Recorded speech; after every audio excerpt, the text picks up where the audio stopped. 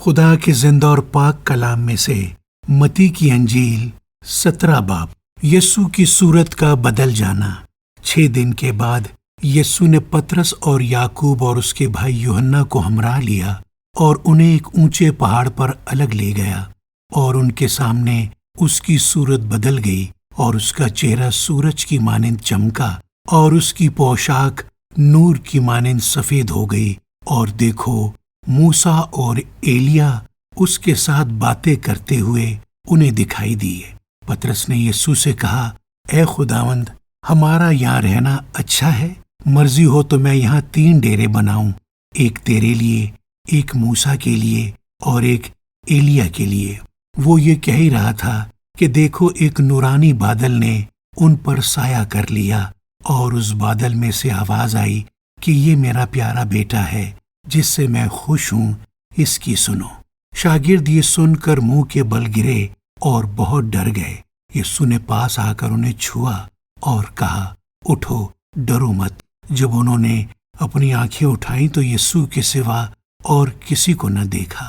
جب وہ پہاڑ سے اتر رہے تھے تو یسوع نے انہیں یہ حکم دیا کہ جب تک ابن آدم مردوں میں سے نہ جی اٹھے، جو کچھ تم نے دیکھا ہے کسی سے اس کا ذکر نہ کرنا۔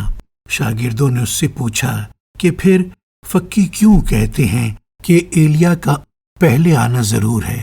اس نے جواب میں کہا، ایلیا البتہ آئے گا اور سب کچھ بحال کرے گا، لیکن میں تم سے کہتا ہوں کہ ایلیا تو آ چکا اور انہوں نے اسے نہیں پہچانا، بلکہ جو چاہا اس کے ساتھ کیا۔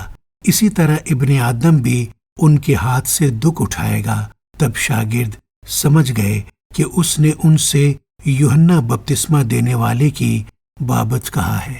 یسوع ایک بدرو گرفتہ لڑکے کو شفا دیتا ہے، اور جب وہ بھیڑ کے پاس پہنچے تو ایک آدمی اس کے پاس آیا اور اس کے آگے گھٹنے ٹیک کر کہنے لگا، اے خداوند، میرے بیٹے پر رحم کر، کیونکہ اس کو مرگی آتی ہے اور وہ بہت دکھ اٹھاتا ہے، اس لیے کہ اکثر آگ اور پانی میں گر پڑتا ہے، اور میں اس کو تیرے شاگردوں کے پاس لایا تھا، مگر وہ اسے اچھا نہ کر سکے۔ یسوع نے جواب میں کہا، اے بے اعتقاد اور کجرو نسل، میں کب تک تمہارے ساتھ رہوں گا؟ کب تک تمہاری برداشت کروں گا؟ اسے یہاں میرے پاس لاؤ۔ یسوع نے اسے جھڑکا اور بدرو اس سے نکل گئی، اور وہ لڑکا اسی گھڑی اچھا ہو گیا۔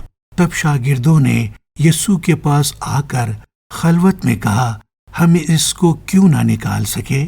اس نے ان سے کہا، اپنے ایمان کی کمی کے سبب سے، کیونکہ میں تم سے سچ کہتا ہوں کہ اگر تم میں رائی کے دانے کے برابر بھی ایمان ہوگا تو اس پہاڑ سے کہہ سکو گے کہ یہاں سے سرک کر وہاں چلا جا، اور وہ چلا جائے گا، اور کوئی بات تمہارے لیے ناممکن نہ ہوگی، کیونکہ یہ قسم دعا کے سوا اور کسی طرح نہیں نکل سکتی۔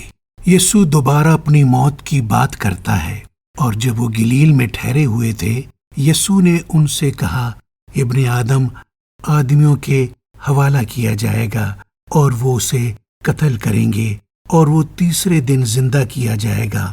اس پر وہ بہت ہی غمگین ہوئے۔ ہیکل کے محصول کی ادائیگی۔ اور جب کفرنہوم میں آئے تو 9 مسکال لینے والوں نے پطرس کے پاس آ کر کہا، کیا تمہارا استاد 9 مسکال نہیں دیتا؟ اس نے کہا، ہاں دیتا ہے۔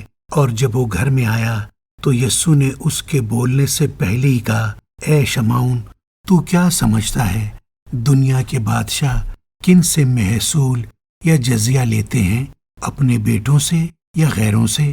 جب اس نے کہا غیروں سے تو یسوع نے اس سے کہا، پس بیٹے بری ہوئے، لیکن مبادا ہم ان کے لیے ٹھوکر کا باعث ہوں۔